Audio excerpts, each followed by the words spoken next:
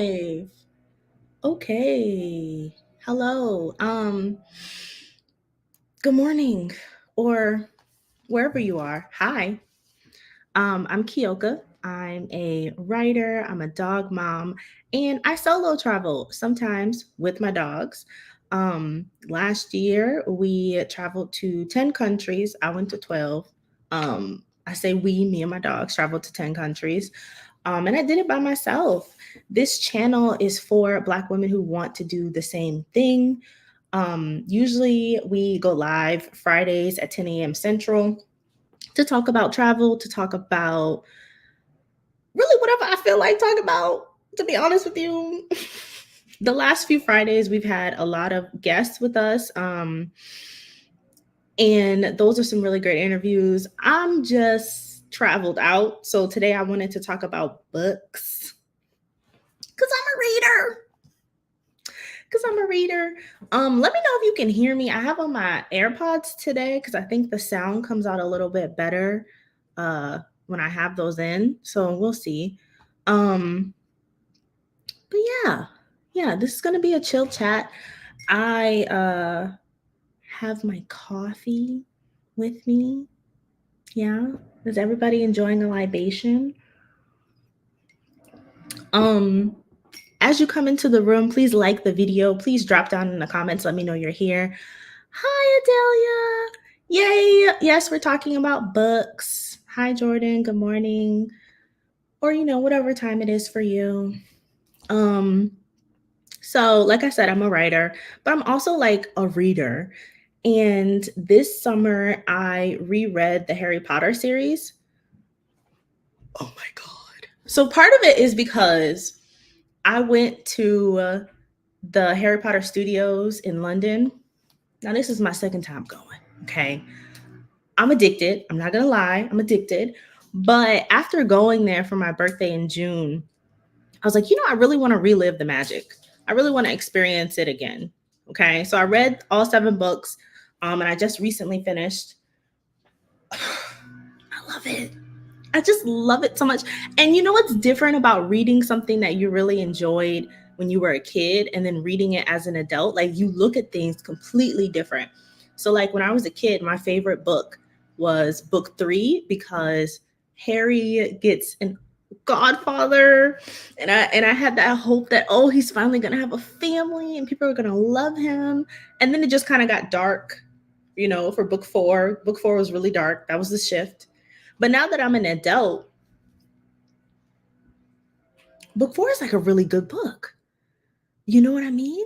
Book 4 is a really good book. I also didn't mind book 5, right? Book 7 just kind of tied everything up, right? The Deathly Hallows. I like the Horcrux storyline. So when I was younger, I wasn't into it. I felt like it was rushed. Now that I'm older, I like the Horcruxes. I don't like the Deathly Hallows. Okay. I thought the whole point. Brittany and Frank are a little rowdy this morning. There's the lawn care people outside, and they are letting them know that they see them very loudly. It's okay, Angela. Hey, we appreciate you popping in. Adelia says she never could read Harry Potter. I get it. As an adult, I noticed there's just certain things I'm like, oh, okay, some of this plot hasn't been connected because this is a children's book. Some things we're skirting over. There's a lot of like useless information, not useless, but like when you think about it from a writing perspective, it's like there's all this extra stuff in here. I heard that Dumbledore was intended to be gay. And so so in tandem with reading the books, I also watched the movies and I just finished Fantastic Beasts, that trilogy. Funny thing, I actually used to pronounce trilogy like trilogy. Nobody corrected me. But yeah, so like this whole like subplot of Dumbledore being gay, I'm like, where is that in the book? Not that, there's nothing wrong with people being gay, but it kind of just seems like there should be a point in the book. Do you know what I mean? Do you know what I mean? Because they do the same thing with Black people. Like they'll just have a random Black character, but that person isn't recognizably Black in the cultural sense. Am I getting a little, am I losing everybody? I probably already lost everybody with the Harry Potter talk anyway. Everyone, good morning, Stephanie. I don't know if you can hear the lawn people. It's 10 o'clock. This is just life. This is just how life is. Okay, we'll move off of Harry Potter. I'm just very excited about it. And also, I found out this morning that Professor McGonagall passed away. I think she was 86. My sister sent me the article. She passed away. And rip Maggie Smith, rip Professor McGonagall. It's just one of those things. Now I get it, but non-Blacks don't understand the cultural nuances the way we do. Exactly. And you can tell, which is why when I was in school, I always hesitate talking about my master's program, because I've said it before that it was kind of not the best environment. I had a few professors that I really liked, but it just wasn't the best environment for me. There was one guy in my program, and he and I used to always get into it virtually, because he was one of those guys who he was like a self-proclaimed feminist. And so he felt like he was a white guy. So obviously, like, he's coming into this, he came into the conversation with a privileged perspective, right? And so he was somebody who felt like he was just abreast on all topics of diversity. And he and I used to knock heads a lot, because I was like, there are cultural nuances that you do not understand. So when you're just throwing Black characters in your work, you're not getting that the way I would respond to a situation as a Black woman is not how a white woman would respond to the same situation. You're thinking it's all the same, and you're thinking, let me add these characters in for the sake of diversity. I think a lot of people do that. It's not enough just to have a Black character or a marginalized character in your story. It has to make sense. And you do that by having writers who are marginalized. You do that by having Black and brown writers. You do that by having writers across all sexualities, whatever it is. You have disabled writers. Everybody can tell their story. Everybody should be able to tell their story, because if you have a person from a privileged space writing about something that they're not really abreast on, it doesn't make sense. I'm in my bag today. Good morning, Eileen. I swear this is supposed to be a chill conversation. It really was. Like I said, this month I've had a lot of interviews for Friday, so I haven't really had the time to just like sit on here and gab. So today I want to sit here and gab. This is your reminder to like the video, drop down in the comments. Black folk, we say hello when we come into the room, so hello. So yeah, let's get off Harry Potter. So since finishing the book, I'll go into some of the things I'm reading right now. I am not a literary elitist, so I'm not going to tell you that listening to an audiobook is not the same as reading a physical book, because I did a lot of listening to audiobooks last year when I was traveling. Stephanie from Thriving on Enough says Walter Mosley is an excellent writer who addresses various cultures and deeply represents Black people across the culture. I love Walter Mosley. If you like mystery, if you like a detective novel, he's really great. He's really great. And I usually, no shade, I usually don't read a lot of Black men authors, because sometimes looking at how they depict women is ugh. But I like Walter Mosley. Like he's phenomenal. And he just has some really cool dynamic characters also. So let's get into what I'm reading. If you want to talk about what you're reading, please put it in the comment section. Like what are y'all into? I want to know.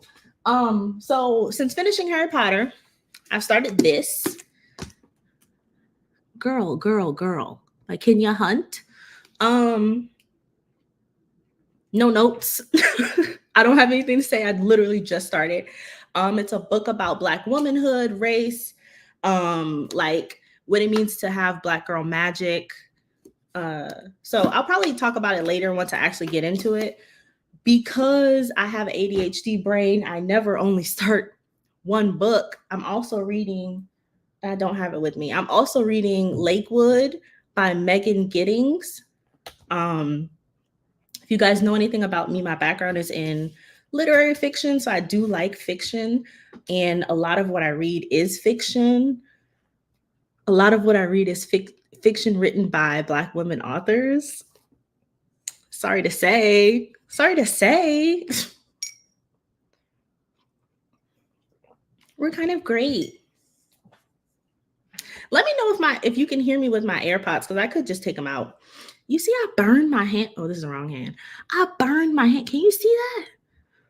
Trigger warning. But yeah, I read a lot of Black women. I think because when I was in university and when I was getting my master's, we have to read even before that, right? When I was in high school and middle school, a lot of the curriculum had white people. I was reading a lot of white authors. Even when it comes down to reading about craft, the writing craft, a lot of the books on the syllabuses or the syllabi were white authors. So when I became an adult, I wanted to read books from people who looked like me, you know? Way back when I worked at Barnes and Noble, and such an it was such a crazy environment. This was, when did I work? Maybe like 2017, 2018, 2019, that era. I was working at Barnes and Noble, and let me tell you, they would divide us up. Okay, we had probably like 4 Black people on staff. We never worked at the same time. Ever. Be like one Black person a shift. And when I was working the information desk, parents would make a beeline for me. Okay, Black parents would come in there with their daughters. Listen, what can she read? People would come up to me and be like, what can she read that is age appropriate, that is written by a Black person? Give me something.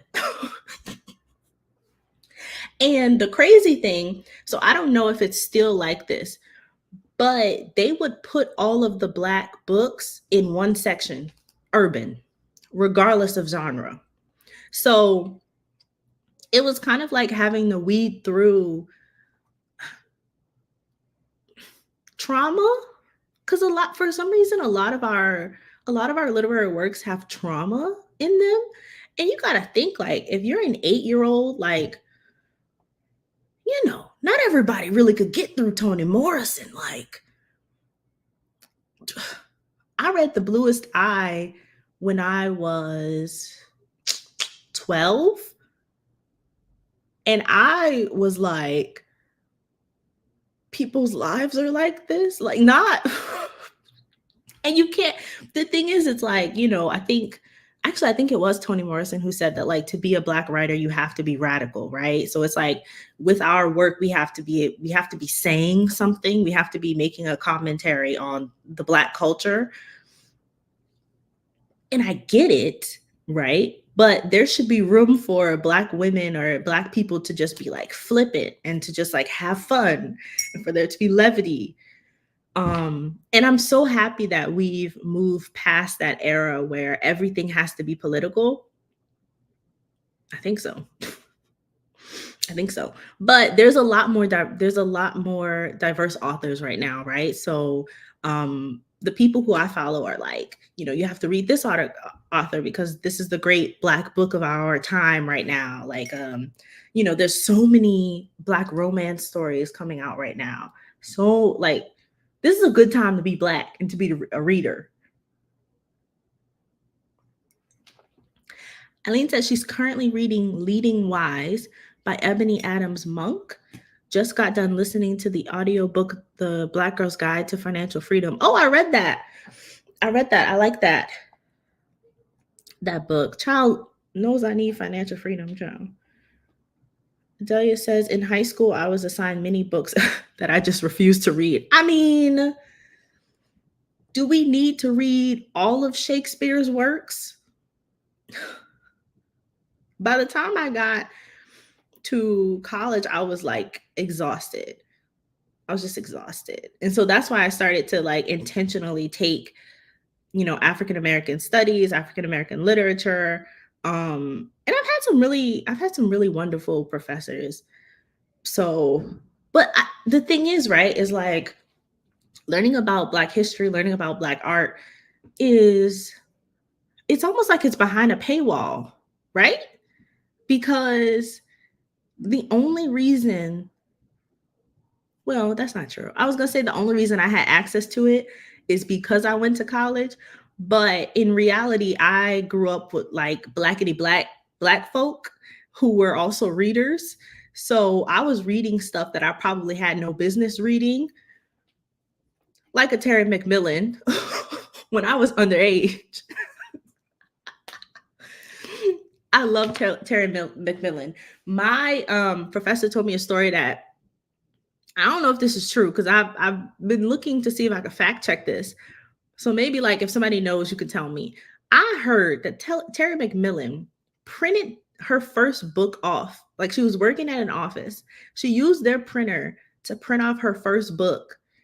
And she was slanging books out of her trunk. She was slanging books. Like it was literally like, that's how she got her start. She was selling books on out in the street to just people, like just handing them out. Is that true? Because that's kind of gangster. Just a little bit.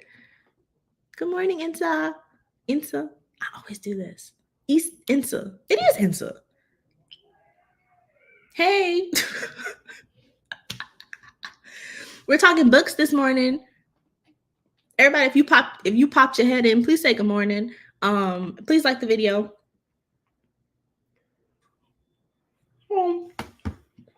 So I want to talk a little bit about what I have read. I appreciate you. Thank you for the grace. Morning, Prophet Mother. We are having a bookish conversation this morning. Have my glasses on in full effect. Is anybody else wearing glasses? I am blind. My prescription, if this is a safe place, I'll share my prescription. It's -0.65. Just saying. Morning, Amina. Hi, Amina. So yeah, I want to talk about some of the stuff I've read this year that I have with me. Because so being back home, I have access to a lot of my books that I put in storage last year when I was traveling. And I do miss just the smell of a book. I really just enjoy it. So let's start off with, so these are some books that I've read this year. The first one is Vanita Blackburn, Black Jesus and Other Superheroes. This is a collection of short stories. Very good. I love her. I actually found out that this year she released her first novel. The name is escaping me, but I definitely am going to look into getting that because she's a phenomenal writer. She actually, when I was in my master's program, she actually came to speak to the class. So I took this class called Writers at Work, and our professor actually reached out to several published authors, and they came and spoke to our class, and we could interact with them, like talk about the writing process, finding an agent, pitching publishing houses, the process of getting published, things like that. It was it was such a good class. It was such a good class. Shout out to Professor Walsh, University of New Orleans. I love him. He was great. So this book by Vanita Blackburn, the reason why I connected so much with this author is because she talked about, I just feel like you get messages when you're supposed to get them. Do you know what I mean? Like, she came and talked to our class, and literally, I had just lost my mom, right? And she told me, well, she told the class, but I felt like she was talking directly to me. But she told the class that she lost her mom as well, and she stopped writing for a very long time. Like she couldn't put words together. And I was like, this is my permission to take a break and mourn. Do you know what I mean? You know what I mean? But what I love about her work is it's so visceral and so gripping. Like the language she uses, like she's really that kind of writer that just like pulls you in. It's almost like an outer body experience, you know? So yeah, so go check her out. Let me catch up on the comments. Insa says she's reading Drown Me with Dreams. What's that about? I want to read that. Amina says, I'm blind too. Got it from my mama. When I tell you blindness has been passed down, poor eyesight is a dominant gene in my family. Okay. You want to talk about what does everybody in my lineage have in common? This. Okay. Angela is also a glasses girl. Unite.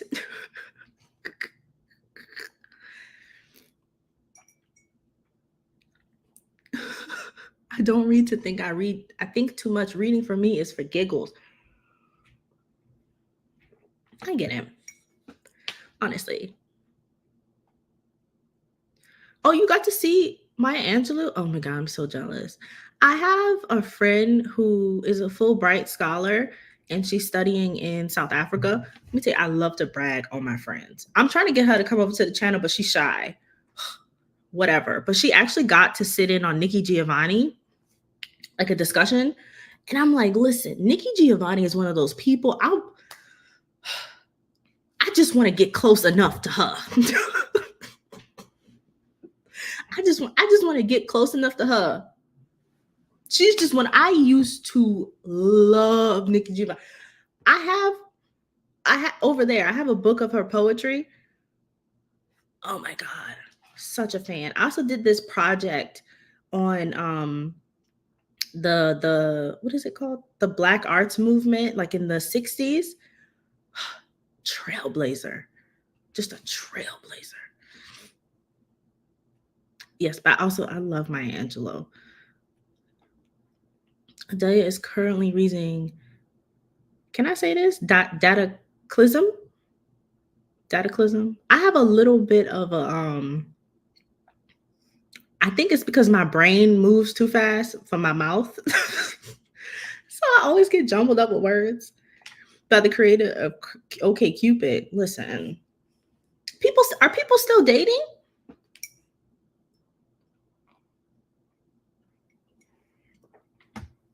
Asking for a friend. All Black cast fantasy about found family, agency, and love with morally gray characters. I'm gonna write that down.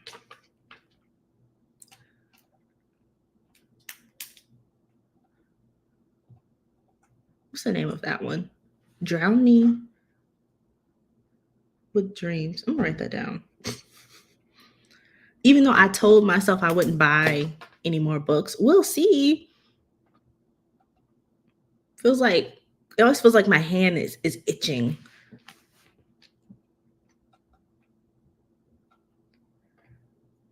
Stephanie said, I met Nikki Giovanni at a book fair many years ago. I'm jealous. Amina says, I've seen Nikki Giovanni too several times. We went to the same college and she would come and speak. Oh, documentary on Max will have you in your emotions. Toni Morrison also has a documentary on Max that had me crying. Though he says, I mean, people are, but I am not. Listen, I understand that as well. Oh, it's a duology. Okay. Book One is Sing Me to Sleep. I'm gonna look that up. What else have I read? So I have a stack of books here because I'm just gonna share. I don't hate Ghanaians, but right now, the place that I'm at, Dracarys to the entire west of Africa. But, and obviously I'm saying that because of a man, but this is a very good collection of short stories called Friday Black. This guy is Ghanaian American. He's also the namesake of the man who I dislike, but this is a very common Ghanaian name. So here we are. He's a phenomenal writer. I'm not going to try to say his name because I can't, but this is another really great story. Like I said, I don't really read a lot of Black men writers, but I like his characters. And I also like a little bit of, I kind of like a scary book or like fantasy. So this delves into that a little bit. It's good. Amina says most of my favorite authors that I grew up reading, I've met with the exception of J. California Cooper. Ooh, really? That's phenomenal. Inta says, I like gifting books by Black authors and ordering from Black bookstores. I love it. Make a wish list, but hide your address. And I said,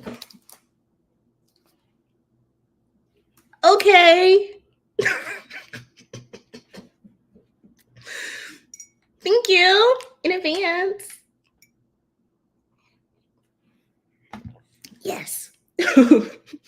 Another really good book, My Sister, the Serial Killer. So, and I think this author is Nigerian, Oyinkan Braithwaite. This book is hilarious. Like, laugh out loud. It's kind of like, it's a little dystopian. It's about a girl who finds out that her sister is a serial killer. and she's keeping her secret. At one point she joins in. This is such a good book. You didn't love it? Adelia didn't like it. That's fair. But I liked it. And I like reading books, not just by Black women, but by Black women across the diaspora, right? Because I'm like, what y'all got going on around there? What y'all be doing out there? Something really scandalous.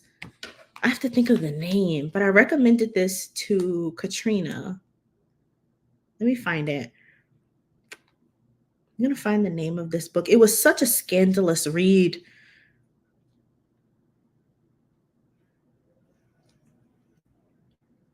I'm going to find it. Ooh, okay.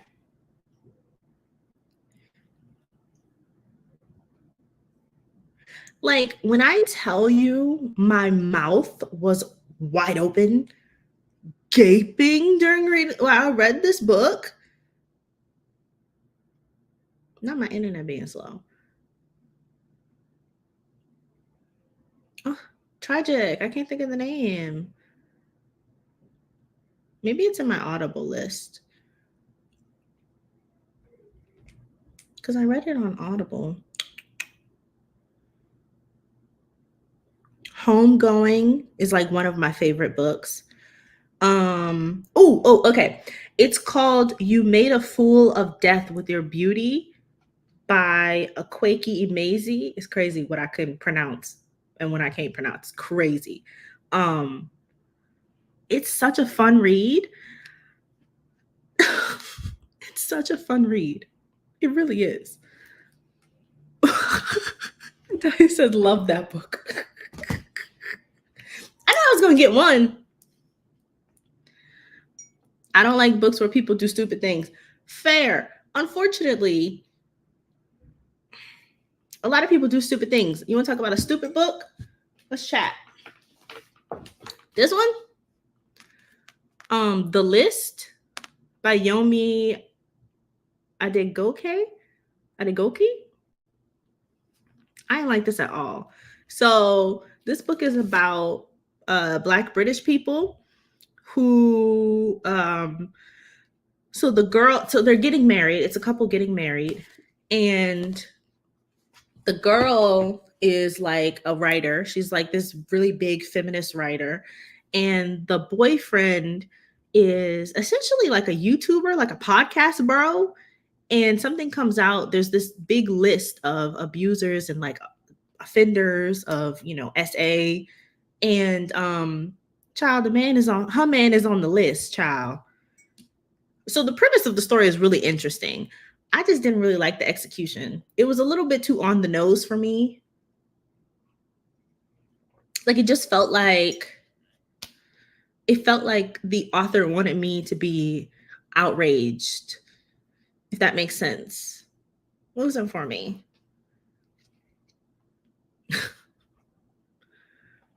I love fictional mess. Same. So I didn't really like that. Another one that I really didn't like. So this is a South African author. I actually got this book in Cape Town earlier this year. And now that I'm 31, I just pick up things that say 30 on them because I feel like they're speaking to me. This did not speak to me. It was like in the vein of Terry McMillan, but not relatable. I don't know why. Because I wonder if Terry McMillan. Nope, I'm not going to say that because I do feel like Terry McMillan would resonate with my demographic, so women in their like late 20s, mid to 30s. I feel like she would resonate with us in a better way, but this was a little bit too, I'm gonna call it birdish. I apologize for anybody who got hit with that bullet, but it was just kind of birdish. Like I can't imagine being that obsessed with men, child. It was juicy, like the premise of the story was juicy, but I didn't really like the execution. Tia Williams is a fun writer, but her last book had some unforgettable silliness. 7 Days in June. I swooned. I've read 7 Days in June twice. Audiobook, but still counts. You want to read a good love story? Read 7 Days in June. Tia Williams has also done, what is it called? There's a movie on Netflix with Gabrielle Union. I think it's called like The Perfect Find. 7 Days in June was outstanding. It was outstanding. Does anybody know what I'm talking about? Lots of support for 7 Days in June. Lots of support. It was a really good book. I can't think of the name. Oh, they're supposed to make it into a series? I can't wait for that. Ooh. I'm excited. For that. Insa says it's not a love story to her. What do you think? I think it could also be a story about self-discovery, self-acceptance. The Perfect Find with Gabrielle Union. Yep, that's what I'm talking about. I think that's also written by Tia Williams. I enjoyed the two lit nerds getting together. Let me tell you, when a man can talk to me in book, I live for it. Okay. Oof. What a bookish men at. What else did I want to say? So some of these I've listened to. I'm just going through my audiobook list. So obviously The Mountain Is You by Brianna West. Um such a good book. Like when I tell you there were parts where I was like dragged unnecessarily, like I'm just casually listening. You don't have to grab me up by my edges. There's no need. There's something she talked about. It was like you're protecting yourself. Even though you did an action that you regret, you're only regretting it because you have the illusion that you want the outcome. But really, subconsciously, you've protected yourself to keep you out of that situation. I felt like somebody punched me when you. I was like, oh my God, you're right. The mountain is me. I am the mountain. Hi. Such a good book. I think Stephanie Perry is the first person who mentioned that. Like I said, I like horror. So there's this book by Desiree S. Evans called The Black Girl Survives in this one. It's a collection of short stories, so it has different authors.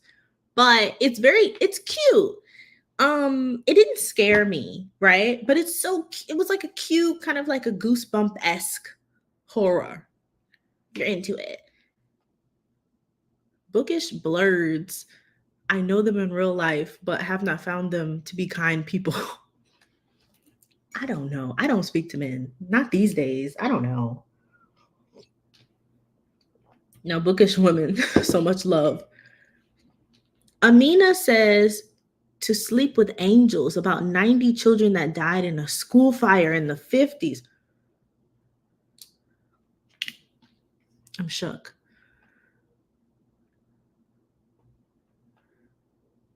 Oh, good morning, Dee. Time and a water issue distracted me. Dee experienced some flooding in her home. Everything's fine, but obviously it's a inconvenience. But we happy you joining us. Hi, Dee. Good morning.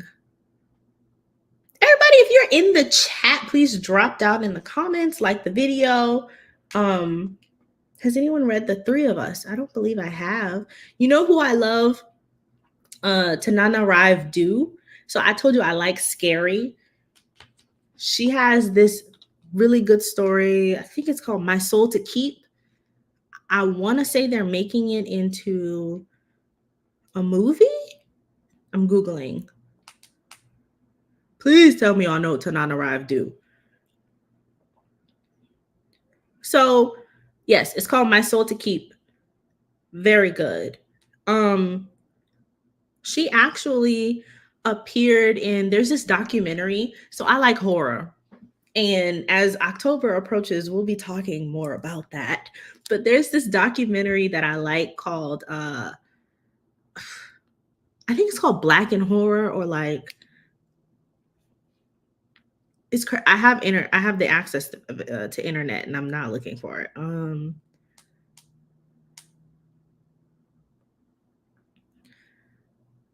Horror Noir. So it's called Horror Noir, and it basically talks about the history of Black people in horror films. Very good. So it talks about obviously Get Out, because that was probably like the first mainstream big horror film, but it also talks about the films that we love. Like, let me tell you, everybody, have you seen Vampire in Brooklyn?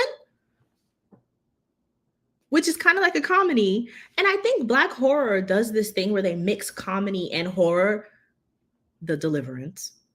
Because if you watch that movie thinking it was a scary movie, I don't know what to tell you. It was very much a comedy, and Lee Daniels played in our face.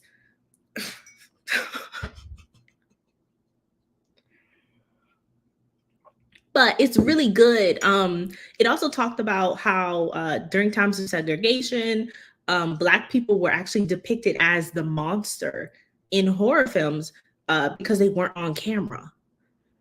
Such a good documentary. Tanana Rive Do is in there. She talks about it. Amina says All Miss Du's books should be made into a movie. I know. She's good. She's really good. A lot of people love Octavia Butler. I love Octavia Butler. But if you're looking for, I feel like Octavia Butler is more sci-fi than horror. But people sometimes like do this to those genres. Another really good sci-fi author is, what's her name? It's the fifth, not the Fifth Element. What is it called? The fifth. What? The fifth, not the Fifth Wave. Oh, the Fifth Season. N.K. Jemisin. N.K. Jemisin is a really good author. So if you like kind of like a slow burn book that the way she depicts blackness is so creative, and it's just like, it's just so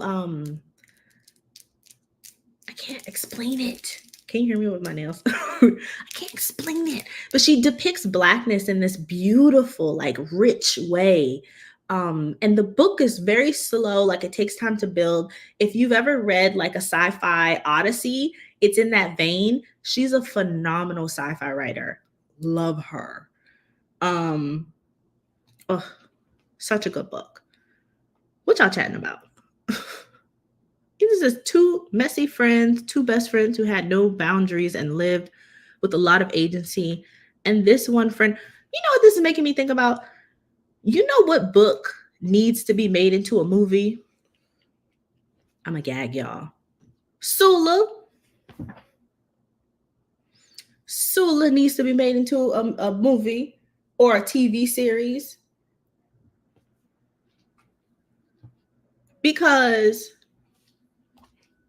now this is a controversial opinion. We did not need another remake of The Color Purple. I apologize. I apologize for that. But if you want to get into the nitty gritty of Toni Morrison, the new generation needs to know about Sula. I would have even liked a remake of Their Eyes Were Watching God, because you want to talk about women who have a lot of agency in an oppressive world. I feel like that conversation appeals more to today's woman. Do you know what I mean? There's women out here doing stuff in spite of their oppression. That's what we want to see. Just saying. Alexis Henderson's House of Liars. Reread The Parable of the Sower because it's 2024. I know. Isn't there, wait, the Parable of the Sower, isn't that coming to TV? Am I tripping?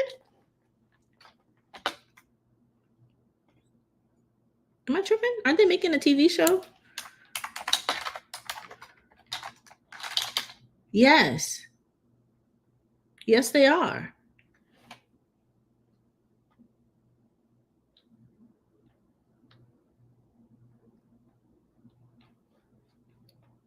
It says, yes. Sula, but it has to be done right. No. I almost feel like there are certain things that, I don't know if anybody else feels this way, but like there's certain things that happen like in our culture that it's like, I'm gonna say this amongst Black people, but I don't think I would say it publicly. Do you know what I mean? And one of these things is, we didn't need a Color Purple remake. I'll say this to other Black women, but I wouldn't say it out loud. Just saying. There's a really good documentary on Zora Hurston on PBS. I think I saw it a few months ago. Ooh, I'll read that. Do you guys know, what's her name? The one who wrote NW. Zayn, not Zayn. Zayn. We're not talking about that. Zayn is different. Zayn is something different. I only found out about Zayn when I was, again, I had a lot of Black women readers in my family, and I was reading things that I was not supposed to be reading. But NW is by, it's a book by Zadie Smith, who's a really good Black British author. Adalia says, I'm looking for good urban fantasy by Black women in the vein of Kate Daniels by Ileana Yana Andrews and Mercy Thompson by Patricia Briggs. Ooh, Patricia Briggs. I love Patricia Briggs. I think no child reads what they ought to. That's part of the fun. When I tell you, I probably needed more monitoring. That's the problem with having like a precocious child. It's kind of difficult to really monitor what they're reading unless you read it yourself. But some of it, like my grandmother used to have a library, like our middle room in the house was a library. And so that was where my sisters and I slept when we were staying over. So, I would get a book in the middle of the night and a flashlight and be reading when I was supposed to be in bed. So there was really no way to control there was really no way to control what I was reading. Let's talk about a book I did not like. Again, that I would never admit publicly, but I'll admit to y'all. Black Girls Must Die Exhausted. It's a book by Jane Allen. I think they're turning it into a show, or I think. I didn't like that book. It was just very triggering for me. And then it also goes back to what Adelia says about reading books where people are doing stupid things, right? So I couldn't relate to the main character because she was a bird. I don't relate to birds. I can't do it. I apologize. I really wish there was a higher tolerance for birdness in me, but there's just not.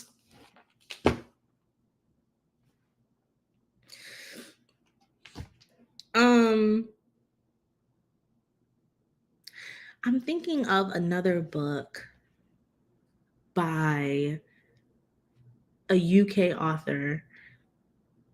And again, it was Queenie. So, because I was thinking bird, and and this is another main character who's a bird, by the way. And she was a bird for a white man. Yes, that makes it worse. But Queenie was also a bird. The TV adaptation of Queenie, very good, right? The book, I didn't like it.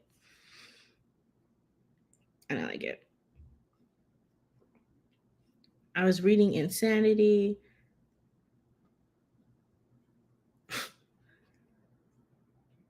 As long as I was reading, no one cared what I was reading. Boomers just let their children run wild. Fun time. Yeah, kind of. Because it's kind of like there's this, people have this association with readers, like, oh, she's not getting into any trouble because she's reading. She's occupying herself and not bothering me. So could be worse, right? Like my mom, when she was punishing me, she would take books away. She would take books away, yeah, she would take my books away and then lock them in the closet when I did something bad. She would also comb my hair.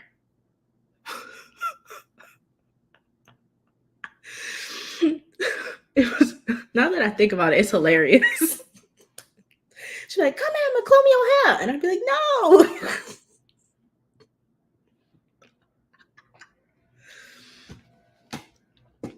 Anyways,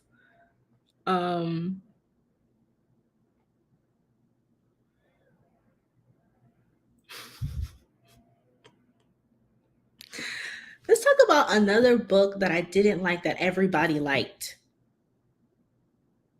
I don't want anybody to catch a stray with this one. Black Cake. How y'all felt about Black Cake? It was a great story, beautiful, vivid storytelling. It was an enjoyable read, but I had some issues. I just had some issues. I had several issues. In fact, I'm going to read them to you because I sent this text message to one of my friends who I was reading the book with. And, you know, obviously I didn't have a YouTube channel, so I couldn't burden them. I couldn't burden you guys with my thoughts. So I sent my friend this very long text message that I'm going to read to you guys now. They said she enjoyed Black Cake. A lot of people did. A lot of people did. Felt like something was missing, so I didn't read the book. So my grievances are as followed. I did not like the introduction of new characters so late in the book. Felt like dragging out the reveal. These are spoilers, by the way. I apologize. I feel like dragging out the reveal that, I forget the names, the biracial daughter was the daughter. Because that was kind of obvious. That was not the big reveal, in my opinion. That was the most obvious thing as I was reading. The story should have began with Eleanor announcing that she was Covey in the book. I feel like these are nitpicky writer things. Same thing with Bonnie, right?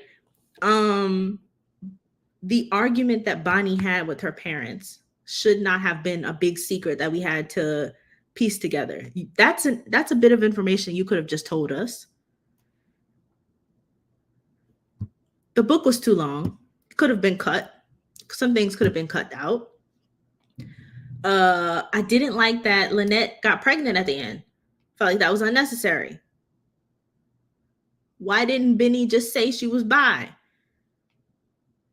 Why did they wait so long to tell us what the argument was about, or that Bonnie was in a abusive relationship? Benny was in an abusive relationship. Why was that a secret?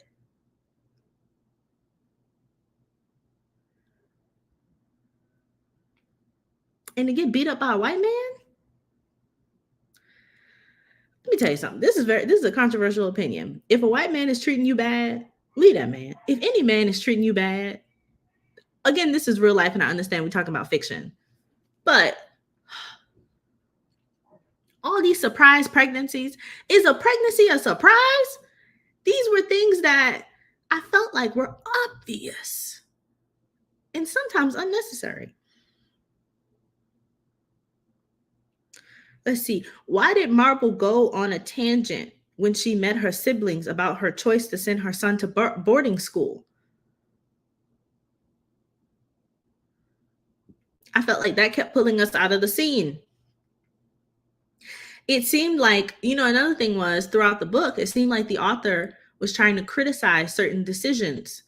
I personally, especially in a work of fiction, don't really like when authors speak so directly to me as a reader. Just saying. You can have your opinions. You have your opinions. But I need you to do it in a way that is literary, right? Use an analogy. Hint at things. Don't be so on the nose. I also had a problem with the constant repetition of things. So constantly being told how much Marble looked like Eleanor. We knew that it was so obvious. I felt like there was an obsession with skin color and white men. Is this still a safe place? I don't know. Also, all these random chance encounters. Come on.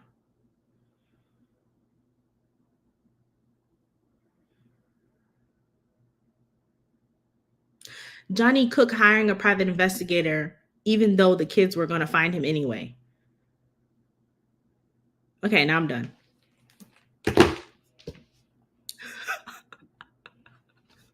Sorry. If you have not read the book, please fast forward that section.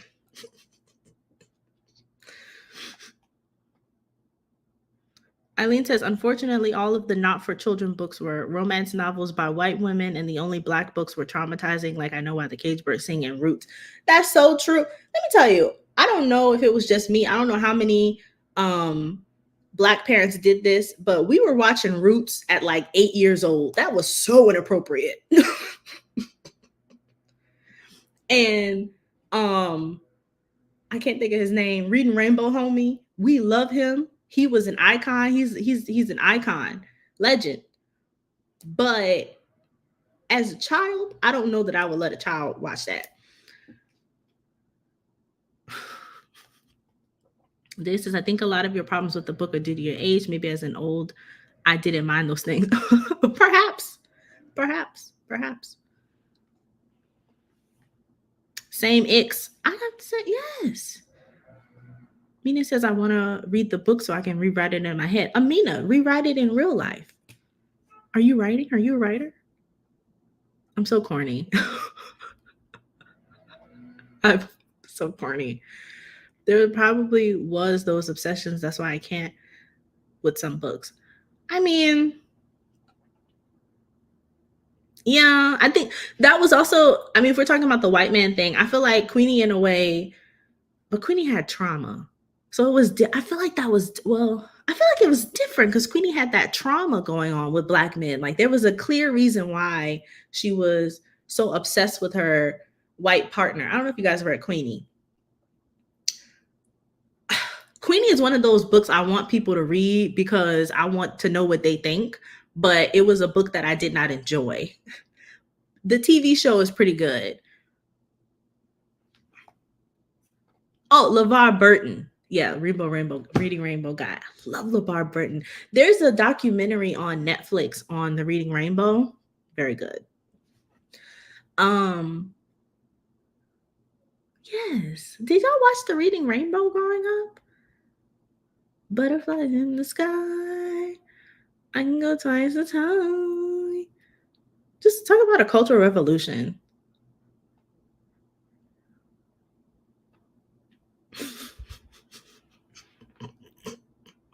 Not a pale man.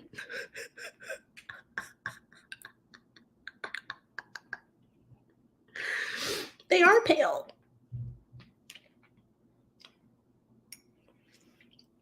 The people say, I'm not gonna say that. I was gonna say something ridiculous.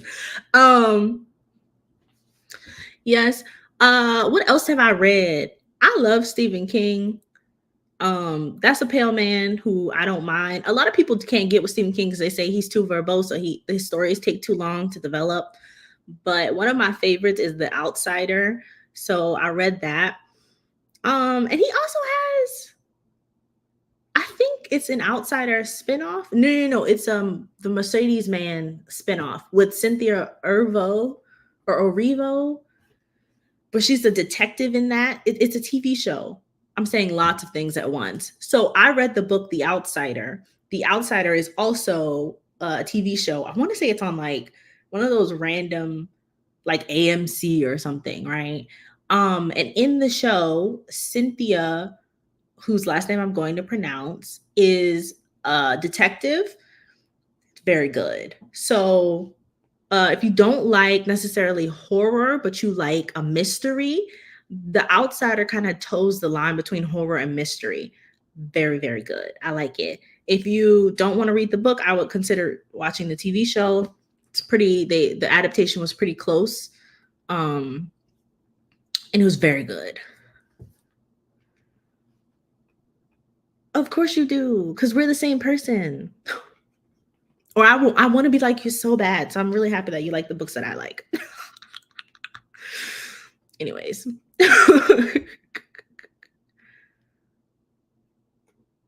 Ooh, first of all, Stacey Abrams has a YouTube podcast. Drop the name of Stacey Abrams' podcast. I didn't know that.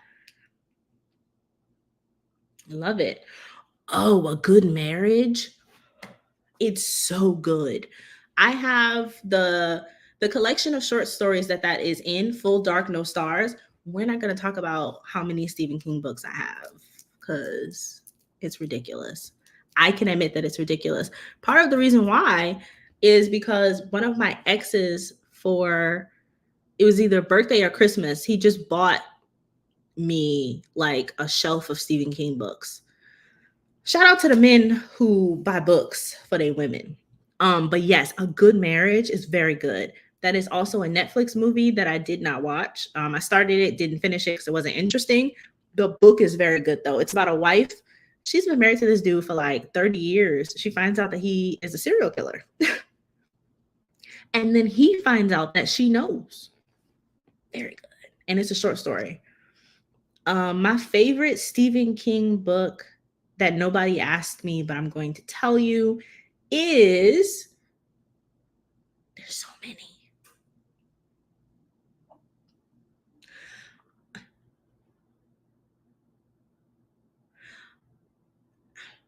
There's so many. I can't choose one. I have two in my mind right now. Um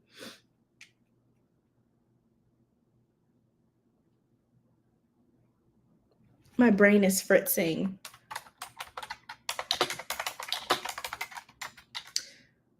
Because okay, okay. I'm going to pick two and then I'm going to tell you why. Number 1, The Stand. The Stand is my favorite because when I was reading it, so part of the reason why there's some books that I really resonate with is because it's like I always correlate what I'm reading to like the life I'm having at that moment. Which is why the thing Adelia said about like maybe my age is influencing my reception of things. Cause I think like when I'm in these different stages of life and then I read something, I'm like, oh, this really resonates with me. But maybe it only resonated for that time, that season that I'm in. Do you get what I'm saying? So yeah, I like The Stand. The reason why I like The Stand is because there's this, so it's the end of the world, and there is a sort of like a dividing of people, the people who are left, right? So there is either good and bad. And if you're a good person, then you just naturally gravitate toward this good being that's supposed to lead you. And like people just have this urge, like, oh, I've got to go to, I can't remember the place, like, I got to go to Utah because I won't be alone if I go to Utah. You know what I mean? And then the bad people are like, I got to go to Nevada just because I got to go to Nevada, right? And there's some people in the middle who are seeing these dreams from both. You know, like they see, like I see good and bad. And I was like, I'm in the middle. Like I see good and bad. And I think a lot of people are like, I'm not, I mean, this probably goes back to like my great grandmother telling me that God was angry with me. But I've always felt like battling with that duality of human nature, right? Like sometimes like good people make bad decisions and bad people make good decisions, and that's just how life works, right? So that's what I really liked about The Stand. The characters are so good. The walking dude, the bad guy, was so good. There was also, I think it would be considered like a telenovela. Like I think it was a like a 3-part, 2-part telenovela of The Stand that isn't bad. They did the same thing with It. So like the 90s babies should know about this. There's an old It that came out that was terrifying. Okay? New It, it's a good movie. The new It is a good movie, but nowhere near as scary as the old It that came out in the 90s. My second, my second, that I can't think of the name is, favorite Stephen King book is, what is it? The name is escaping me, but it really is my favorite book. Dreamcatcher. My second favorite Stephen King book is Dreamcatcher. Um It's about aliens. That one, the book and the movie, really good. I mean, you don't have to add Stephen King to your list. It's really like a niche kind of thing. But I like Stephen King. I love a good horror story. I'm serious. Yes, he did well with his characters. Stacey Abrams is a writer. Writer.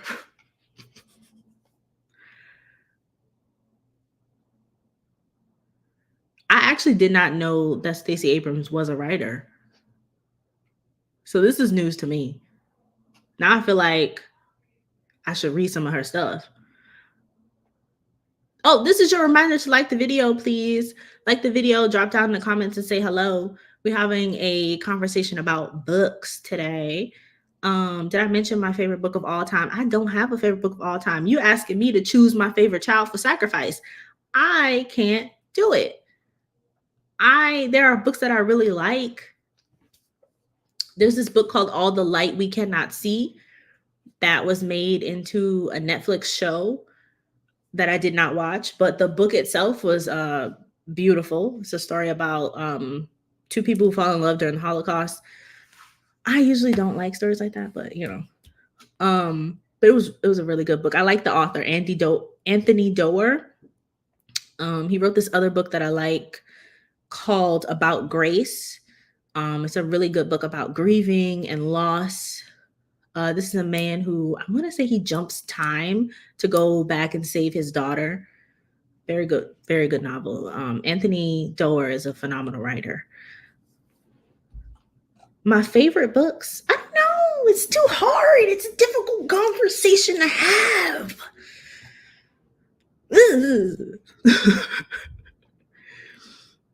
Even his book on writing. I have his book on writing. Yeah, it's a really good book. So the thing is, being like really into Stephen King, he battled addiction. So I think a lot of writers have this sort of like torrid relationship with life, and a lot of them are addicts and a lot of them are dealing with like depression and all this other stuff. And so he actually talks about that in his book, and he talks about getting through it and then writing. I believe that The Shining he wrote after being on a bender and like going through the process of withdrawals. So yeah. Yes, you missed it, Yvonne. We had a conversation about Tanan. I always told you I got a little Tananarive. Yes, we live. Assembly required. Oh, it's the Stacey Abrams podcast. I have to check her out. I did not know she was a writer. She writes romantic fiction under the pseudonym, but nonfiction under her own name. I have to check her out.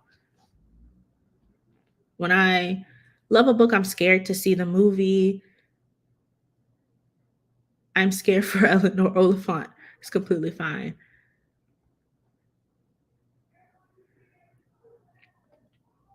I mean, it depends. I don't know. If there's something I really like, I'll watch a show adaptation, but I really don't like to see a movie. So like when I was reading the Harry Potter books this summer, I watched the movies in tandem. And because those movies were so closely tied to the book, like they made very strategic cuts. But it was still pretty much the full story in the movies. I kind of wasn't paying attention to the movies because I had already read the books. Do you know what I mean? Like it would be like reading the book twice. So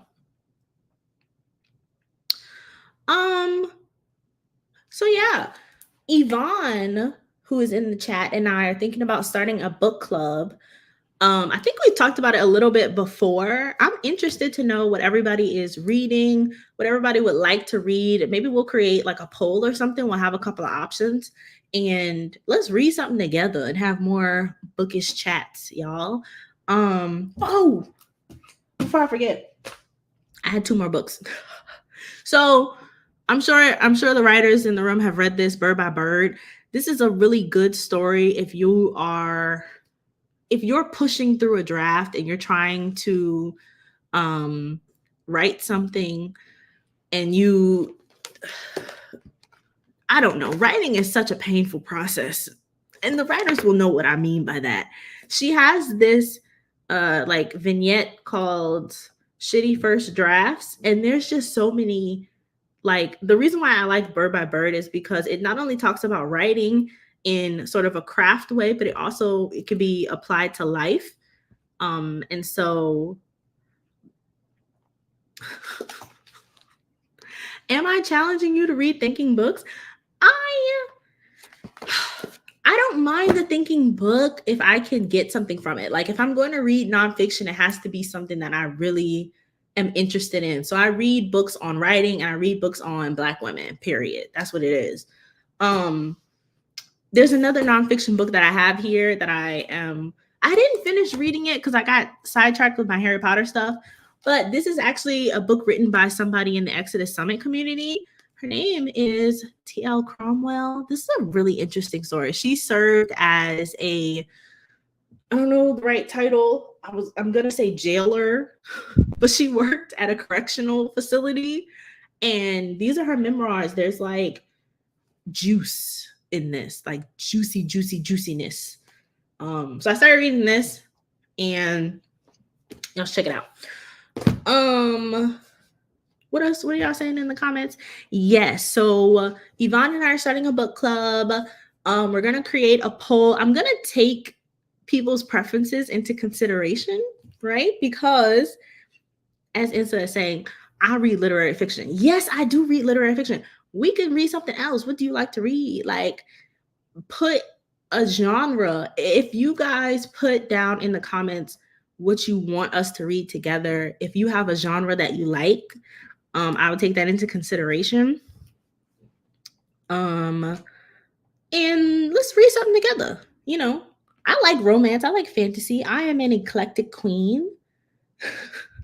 But I'm interested in the last literary fiction I read was Ma May. Ma May is on my list. I didn't read it yet because I'm like, ooh, that's going to be triggering. I just feel like it's going to be a triggering story. But it's on my list. I have it it may be in my Audible library already, or it might be on my wish list. But yeah, so drop down in the comments. Tell me what you guys are interested in reading, and we're going to get a book club started. I like to read and I like to talk about reading. So we're going to start chatting about that on the channel. What else is there? I'm trying to think. If you guys haven't already bought your Exodus Summit tickets, please, putting it in the comments, please use my link. I have an affiliate. I have an affiliate for the Exodus Summit this year, and it would really show your support for my channel if you guys use that link to purchase your Exodus Summit tickets. I will catch y'all on the flip side. We have some great interviews coming up next week. Like I said, I'm dragging my friends who are around the world and are introverts. I'm dragging them to the channel to come and speak to the people. One in particular will be with us on Monday, bright and early, child. Not bright and early, afternoon. We'll see. Be on the lookout for that. Follow the Awkward Black Nomad on all social platforms. Stay abreast, click the notification button, like the video. Can I hold up the Time Served book again? I'll put a link to it in the description box. Yep, Time Served. This is by T.L. Cromwell. She's in the Exodus Summit community. If you purchase this book, tell her I sent you, because she's my friend in real life. We met in Cape Town. And what am I saying? Eileen says, I'm an eclectic girly as well when it comes to books. I read the description, and if it grabs my attention, I'll read it. Well, Eileen, tell the people what you like to read. And we're going to end this live because I got to walk the dogs. They're glaring at me. So I'll see y'all later. Thanks for showing up. Peace.